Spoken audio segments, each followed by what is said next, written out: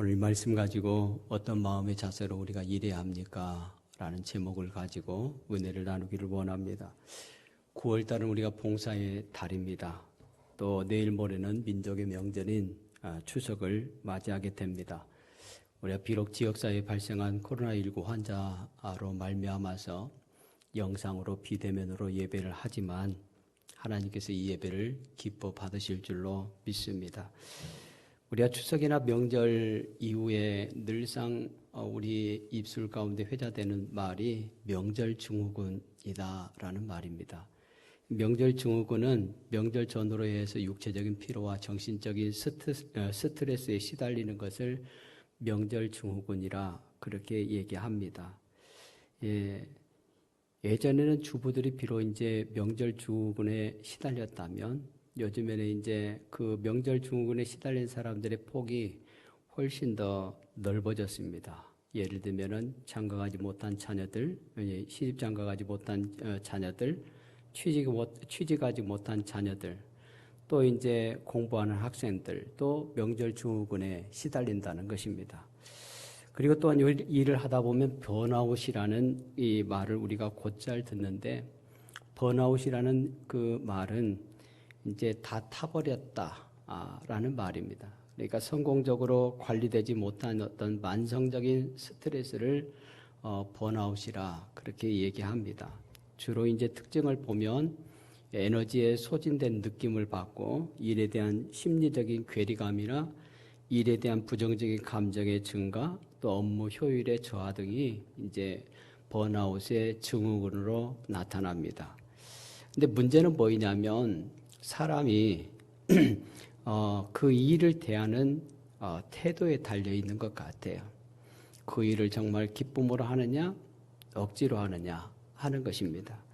결국 내가 바뀌지 않으면 명절 증후군도 그리고 번아웃 증후군도 우리가 극복할 수 없다 하는 것입니다. 특별히 명절을 맞이하면서 우리 순창제일교회 모든 성도들이 어떤 자세를 가지고 하나님께서 우리에게 보내주신 자리에서 사명을 감당해야 할 것인가 하는 것을 생각하면서 은혜를 나누기를 원하는데, 사람은 삶의 자리에서 일하는 자세나 태도가 그야말로 제각각입니다. 아주 성실하게 일하는 사람이 있는가 하면은 그렇지 못한 사람도 있기 마련입니다. 물론 그 자세에 따라서 그 성과 또한 천차만별 달라지게 되는 것은 기정사실입니다. 옛날 어느 교회가 건축을 하는데 세 사람의 석수가 일을 하고 있었습니다. 그들이 날마다 이제 열심히 돌을 쪼개고 갈고 닦고 다듬은데 어느 날 어떤 사람이 그 공사 현장에 이렇게 앉아서 세 사람의 일하는 모습을 바라보면서 문득 궁금증이 생겼어요. 그래서 첫 번째 석수에게 물어봅니다. 여보시오 석수 양반, 당신은 무엇 때문에 그렇게 날마다 돌을 다듬고 쪼개고 그렇게 갈고 있습니까? 라고 물어보았더니 그 첫 번째 석수가 이렇게 얘기합니다. 별 수 있겠습니까? 배운 것이 이것밖에 없는데 이젠 돌만 봐도 지긋지긋합니다. 그러나 다른 방법 없으니까 이제 이 짓을 할 수밖에 없는 것 아닙니까? 라고 대답을 했어요. 그 공사 현장에 방문한 이 사람은 굉장한 실망감을 가지고 두 번째 사람은 뭔가 다를 것이다 생각해서 두 번째 그 석수에게도 똑같이 질문을 합니다. 그런데 두 번째 석수는 그렇게 얘기해. 목구멍이 포도청이라 어쩔 수 없다. 내가 이 석수를 하지 않으면 내 처자식을 먹여 살릴 수 없으니 당연히 이 일을 해야 한다. 이 석수는 내 팔자소관이다. 라고 그렇게 얘기를 했어요.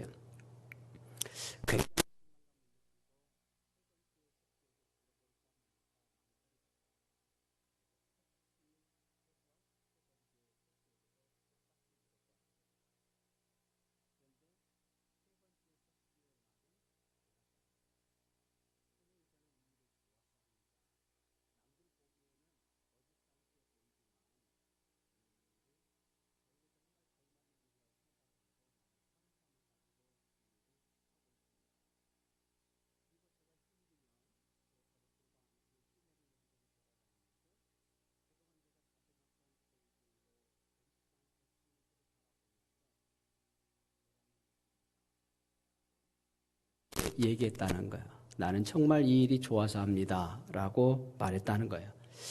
이 이야기를 듣고 그 공사 현장에 방문했던 사람이 그래, 역시 그래도 세상은 살만한 세상이구나 라고 이렇게 느꼈다는 것입니다. 우리가 일을 하다 보면 어떤 사람은 어쩔 수가 없이 하지 않으면 안 되니까 마지못해서 억지로 하는 경향들이 있습니다. 그야말로 지겨운데도 죽지 못해서 하는 경우들이 있습니다. 근데 그 마음속을 가만히 들여다보면 미움이나 증오나 오기가 가득 차 있는 그런 사람들이에요. 그래서 어떻게 하면 이걸 빨리 해치울까? 어떻게 해서든지 안 하는 것이 최선인데 할 수밖에 없다면 빨리 해치워버리는 것이 낫다라는 그런 마음의 자세가 있습니다. 두 번째는 정말 돈벌이가 되거나 눈에 보이는 이익이 있어야만이 열을 내는 타입입니다. 그러니까 경제적이고 물질적인 수지타산이 안 맞는 일이라면 쳐다보지도 않지만 그게 만약에 자기에게 경제적인 이익이 된다면 정말 물불 가리지 않고 마구 덤벼드는 그런 경제적인 유형. 특별히 요즘같이 이제 근대화된 어떤 그 사회에서 합리적인 어떤 사고방식이라고 말할 수도 있겠지만 아무 소득이 없는 일이라면은 절대 멍청하게 일하지 않겠다라고 하는 그런 타입입니다. 이 세 번째 타입 같은 사람들은 사명감 때문에 하는 거예요. 좋아서 하는 것입니다. 할 수 없이 마지못해서 하는 것이 아니라 자기의 어떤 이익을 따라서 하는 것이 아니라 매력을 느껴서 좋아서 사명감 때문에 하는 것입니다. 그래서 일을 열심히 하게 되고 정성껏 성의껏 최선을 다해서 하게 됩니다. 또 거기에 대한 보람도 느끼게 됩니다. 사명감으로 하니까 그 뒤에 결과에 대해서는 생각하지 않아요. 정성껏 몰두하다 보니까 자연스럽게 좋은 결과가 나오게 되는 것입니다. 특별히 오늘 이 시대를 살아가는 우리가 특별히 이제 9월달 우리가 봉사의 달을 살아가는데 오늘 우리에게 주어진 일에 대해서 어떤 마음과 어떤 자세를 가지고 일해야 하는가 하는 것입니다. 특별히 명절을 맞이해서 우리가 많은 믿지 않는 사람들을 만나게 되고 때로는 내가 원치 않는 일들을 할 수도 있을 것입니다. 그런데 내 있는 자리에서 어떤 자세를 가지고 일해야 하는가 하는 것입니다. 첫째는 올바른 동기를 가지고 일해야 한다는 것이에요. 사도 바울이 2차 선교 여행 가운데 빌립보와 데살로니가에서 복음을 전할 때 어떻게 했는가 하면 오늘 5절 말씀에 보면 그렇게 고백하고 있어요.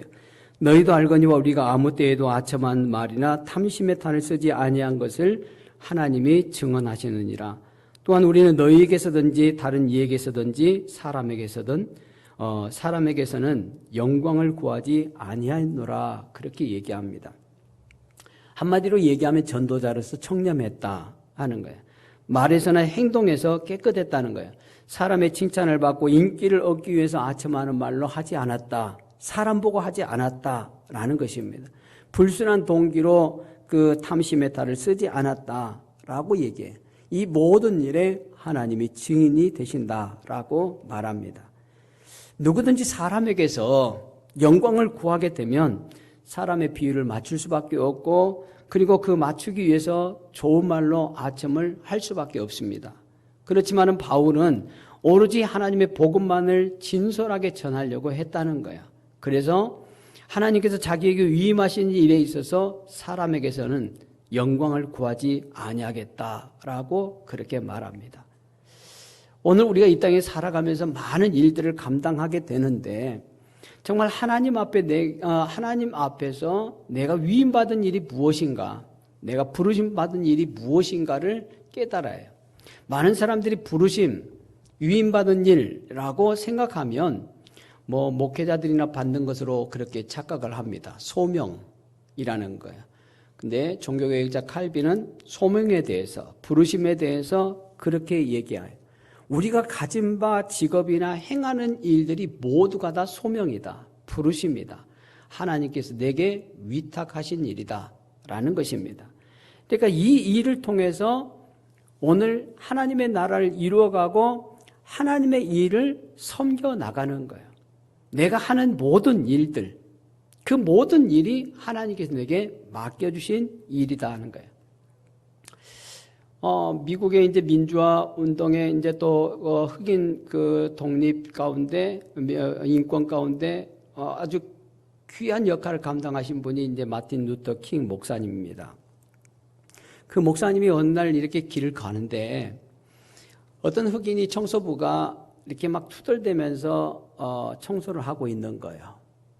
그래 그 마틴 루터 킹 목사님이 당신 왜 그렇게 투덜대느냐라고 얘기했더니 그 청소부가 하는 말이 아니 어떤 백인은 쓰레기를 버리고 나는 흑인으로 태어나서 이렇게 백인들이 버린 쓰레기를 치울 수밖에 없는 것이 참 불평이다. 원망스럽다.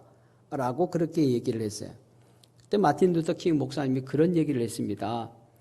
이왕이면 당신이 좀 생각을 좀 바꿨으면 좋겠다. 하나님이 창조하신 이 세계를 내가 청소한다. 내가 이 청소하는 일을 통하여서 하나님의 세계를 아름답게 만들고 있다는 생각을 가지고 하면 되지 않겠느냐라고 얘기해요.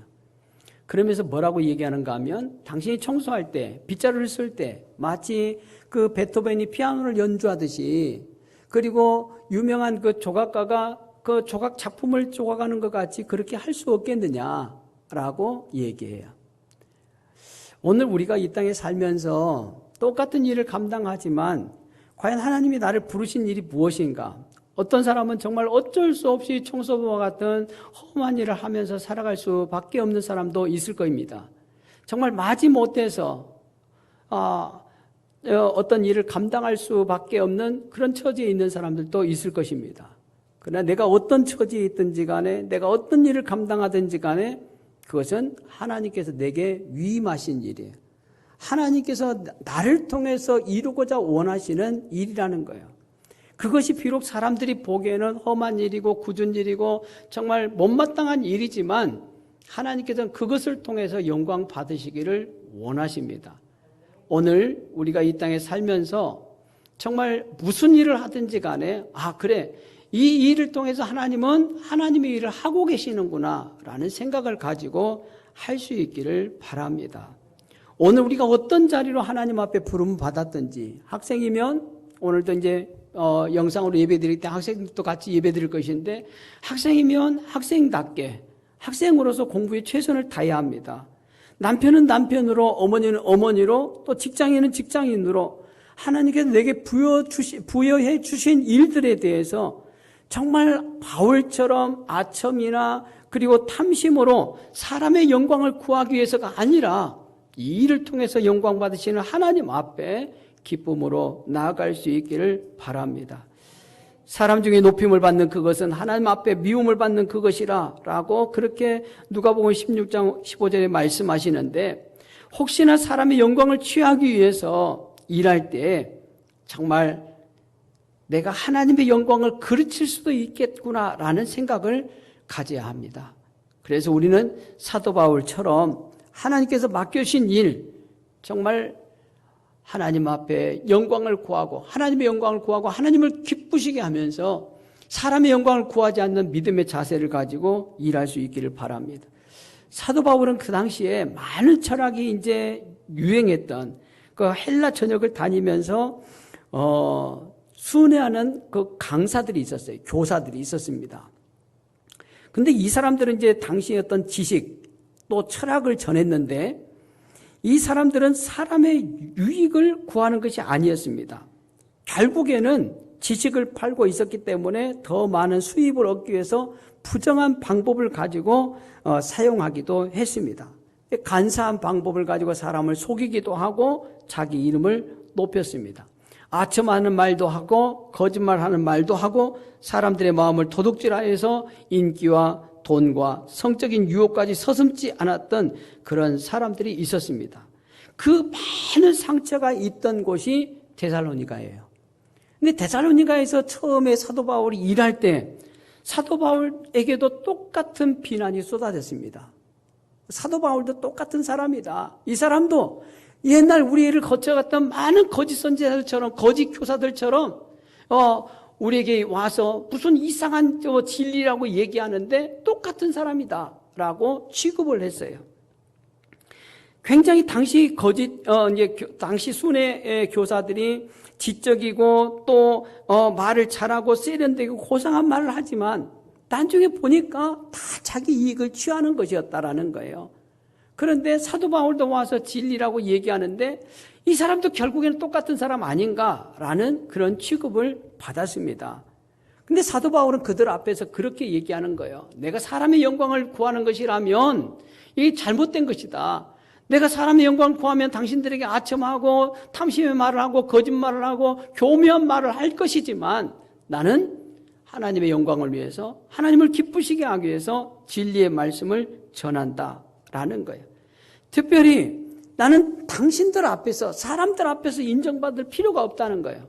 왜? 하나님께서 이미 인사청문회를 거쳤기 때문에 하나님 앞에 부르심을 받았기 때문에 나는 당신들 앞에서 아첨할 이유가 없다라고 얘기해요. 부르심에 확신이 없으면 사람들에게 잘 보이려고 사람들 앞에서 행하게 됩니다. 또 이것이 사람들 앞에서 행하다 보면 사람들이 안 알아주면 섭섭할 수밖에 없어요. 섭섭증이 걸립니다. 근데 사역을 할 때 많은 사람들이 섭섭증이 걸리는 경우들이 많아요. 내가 이렇게 열심히 하는데 남들 보지 않는데도 이렇게 하는데 사람들이 내 진심을 알아주지 않고 나를 안 알아준다는 거예요. 좀 열심히 한다고 착하고 충성된 종이라고 정말 당신같이 열심히 한 사람이 없다라고 인정을 해주면 좋은데 인정을 하지 않으면 섭섭증이 걸리는 거예요.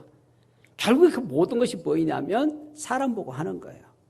하나님은 우리 하는 모든 것을 보시는 하나님이에요. 은밀한 가운데 모든 것을 살피시는 하나님. 정말 하나님께서 내게 이 일을 맡겨주셨다는 확신이 있는 사람이라면 사람의 칭찬에 매이지 않습니다. 갈라디아서 1장 10절 말씀에 이렇게 말씀해요. 이제 내가 사람들에게 좋게 하랴 하나님께 좋게 하랴 사람들에게 기쁨을 구하랴 내가 지금까지 사람의 기쁨을 구하였던 것이라면 그리스도의 종이 아니니라. 그렇게 얘기해요. 사도 바울이 이렇게 담대하게 얘기할 수 있었던 까닭은 무엇입니까? 사도 바울은 사람 보고 일하지 않았다라는 거예요. 사람 보면 실족할 수밖에 없습니다.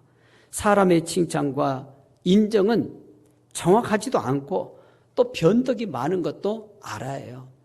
그래서 사람의 평가는 진정한 평가가 아니라는 거예요. 하나님의 평가가 진정한 평가예요. 그래서 우리가 일할 때 사람들은 이렇고 일을 많이 하지만 하나님은 우리의 모든 것을 아시기 때문에 그 하나님을 기쁘시게 하기 위해서 우리가 이 하나님 앞에 봉사의 달, 특별히 명절을 잘 보낼 수 있기를 바랍니다. 그리고 또 우리가 어떤 마음 자세를 가지고 일해야 하는가? 사도 바울은 유순한 유모같이 해야 한다라고 그렇게 얘기해요. 7절 말씀에 보면 우리는 그리스도의 사도로서 마땅히 권위를 주장할 수 있으나 도리어 너희 가운데에서 유순한 자가 되어 유모가 자기 자녀를 기름과 같이 하였으니 라고 얘기해요. 여기서 오해하지 말아야 할 단어가 있는데 그게 유모라는 단어입니다. 유모는 우리가 알고 있는 것은 돈을 받고 이제 아이를 길러주는 사람을 유모라 그렇게 생각을 하는데 여기에 이제 쓰여진 유모라는 단어는 젖먹이를 둔 어머니라는 뜻이에요. 젖먹이를 둔 어머니. 그게 아이에게 젖을 물리고 있는 어머니를 유모다라고 얘기합니다.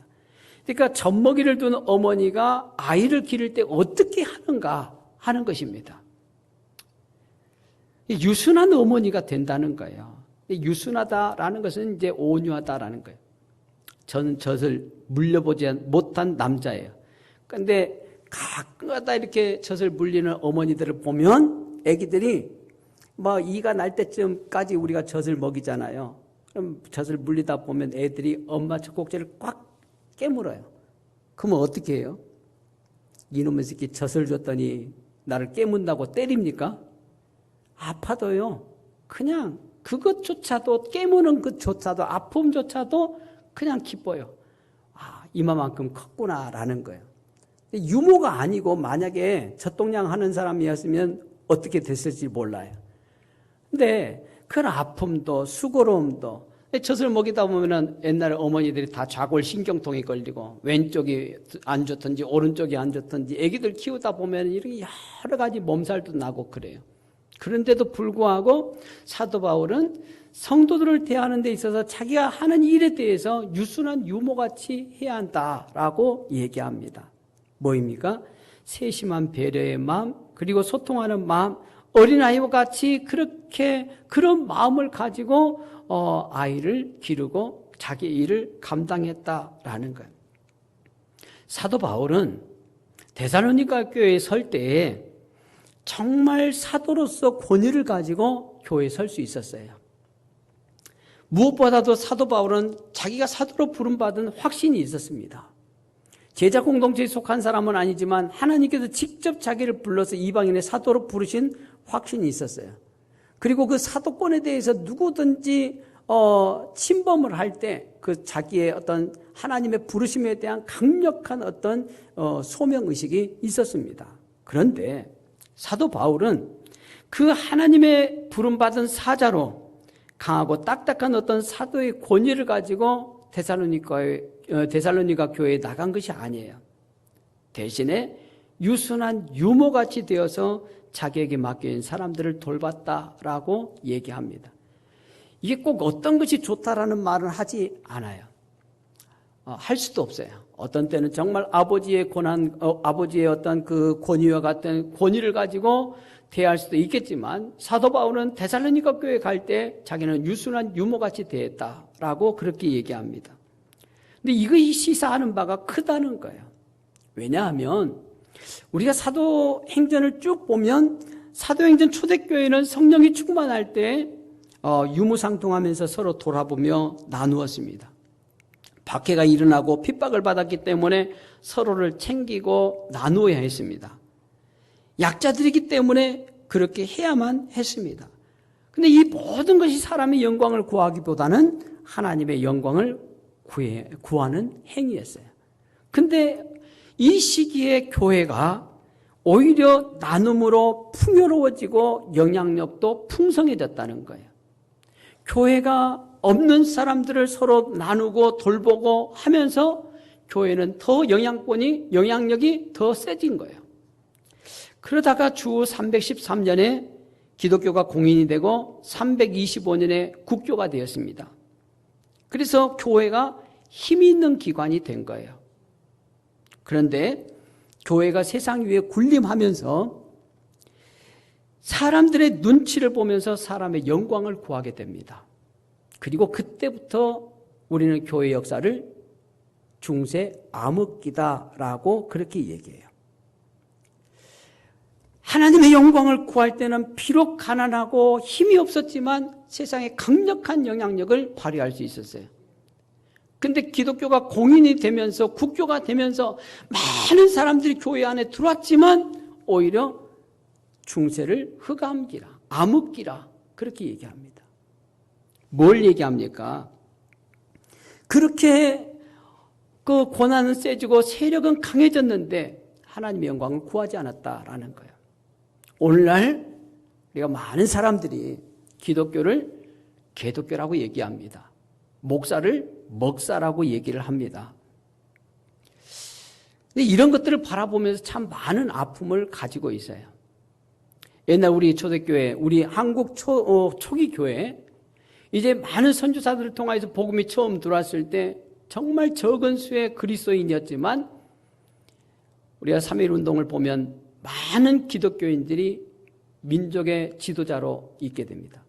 그리고 그들이 하는 말들에 세상 사람들은 다 권위를 인정해 줬고 그 당시 교회에 다니는 사람들의 말은 세상에 누구의 말보다도 신뢰성이 있었던 시대였습니다. 근데 오늘날 시대를 보면 목사가 설교단에서 설교를 해도 믿음이 안 가는 시대가 돼버린 거예요. 성도들의 말은 더더군다나 신뢰가 안 갑니다. 왜 이렇게 됩니까? 손봉호 교수라는 분이 이런 말을 했어요. 오늘 한국교회를 진단하면서 두 가지 우상이 있다. 한국교회에는 두 가지 우상이 있는데 하나는 만본이고 하나는 우리 교회라는 이기주의라는 거예요. 교회 안에 물질신이 자리 잡고 있다는 거예요. 하나님보다도 돈이 먼저라는 거예요. 그리고 하나님 하나님 나라보다도 우리 교회라는 거예요. 우리 교회. 이게 자기 교회 위주. 우리 교회면 최고. 우리 교회가 최고이고 우리 교회 다녀하고 우리 교회를 위해서면 무슨 일이든지 하든 이웃 교회야 상처를 받든지 말든지. 그 우리 교회라는 이기주의가 한국 교회를 개독교로 만들었다라고 얘기합니다. 성공회 대학 석좌 교수인 신영복 교수가 그 책 가운데 이런 말을 했어요. 돕는 것이 무엇이냐? 돕는다는 것은 우산을 들어주는 것이 아니라 함께 비를 맞으며 함께 걸어가는 공감과 연대의 확인이다 라고 얘기해요. 우리가 한국교회가 자꾸 사회에 대해서 돕는다, 구제한다 라고 얘기하는데 구제의 진짜 진짜 그 동기가 무엇이냐? 목적이 무엇이냐? 우산만 들어주는 것이 아니라는 거예요. 함께 비를 맞으면서 함께 걸어가 주는 것. 그것이 바로 돕는 것이다 라는 거예요. 이게 바로 예수님의 성육신의 정신이라는 것입니다.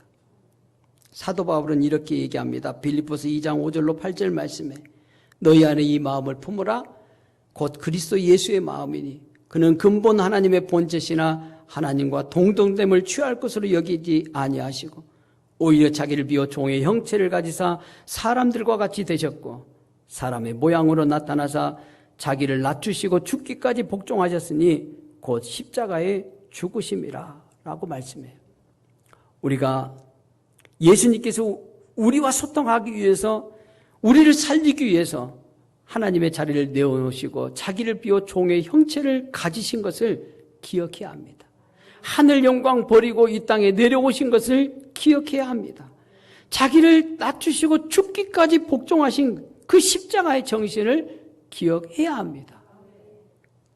이것이 바로 예수님의 삶이었고 오늘 우리 교회가 그리고 우리 성도들이 나아가야 할 목표고 우리가 따라가야 할 길인 거야. 세 번째로 어떤 마음의 자세를 가지고 일해야 하는가? 사도 바울은 그래서 예수님처럼 목숨까지도 내어놓으려는 자세로 일해야 한다라고 얘기합니다. 8절 말씀에 우리가 이같이 너희를 사모하여 하나님의 복음뿐 아니라 우리의 목숨까지도 너희에게 주기를 기뻐함은 너희가 우리의 사랑하는 자 됨이라 라고 말씀해요. 바울이 왜 자기 목숨까지도 주기를 기뻐하는가? 다른 것이 아닙니다. 너희가 우리의 사랑하는 자 됨이라.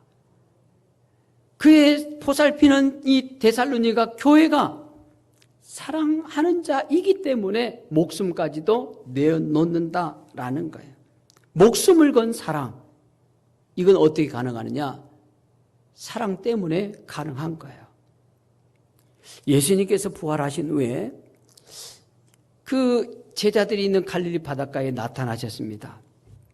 거기에 시리에 빠져 있어서 갈 바를 알지 못하는 방황하는 제자들 가운데 예수님께서 나타나셔서 베드로에게 물으십니다. 네가 나를 이 사람들보다 사랑하느냐? 예수님께서 베드로에게 야 고기 얼마나 잡았냐? 또 얼마나 공부 많이 했냐? 또 너의 능력이 무엇이냐? 또 너 나 배신하더니 얼마나 뉘우쳤느냐? 그런 거 물어보지 않았어요. 예수님께서 베드로에게 단 한 가지 물어보십니다. 네가 나를 사랑하느냐 하는 거예요. 3번씩 거듭거듭 물어보십니다. 베드로가 내가 주를 사랑하는 줄 아시나이다라고 대답을 할 때 그때 예수님께서 내 양을 먹이라 내 양을 치라 말씀하세요. 우리가 정말 우리의 사역지로 우리가 하나님께서 부르신 그 부름의 자리로 나아갈 때 가장 중요한 것이 무엇이냐? 예수님께서 초대교회를 맡길 때 베드로에게 가장 먼저 부르신 것이 무엇이냐? 사랑이에요. 사랑. 네가 나를 사랑하느냐? 라는 것입니다. 오늘 우리가 사역지로 나갈 때 부르심의 자리로 나갈 때 가장 중요한 것이 무엇인가? 사랑입니다. 내가 오늘 일해야 할 자리, 내가 대하는 많은 사람들, 내가 정말 그 사람들을 사랑하는가 하는 거예요. 사랑이 해야 목숨까지도 버릴 수 있어요. 사랑하지 않으면 예수님의 마음을 가지고 일할 수 없습니다. 억지로 할 수밖에 없고 마지못해 할 수밖에 없고 죽지 못해서 할 수밖에 없는 그런 삶의 태도를 취할 수밖에 없는 거예요. 오늘 명절을 앞두고 예배 드립니다. 하나님께서 저와 여러분을 어떤 자리로 부르셨는가 하는 거예요. 하나님의 부르심이 소명인데 저와 여러분을 과연 어떤 자리로 부르셨는가?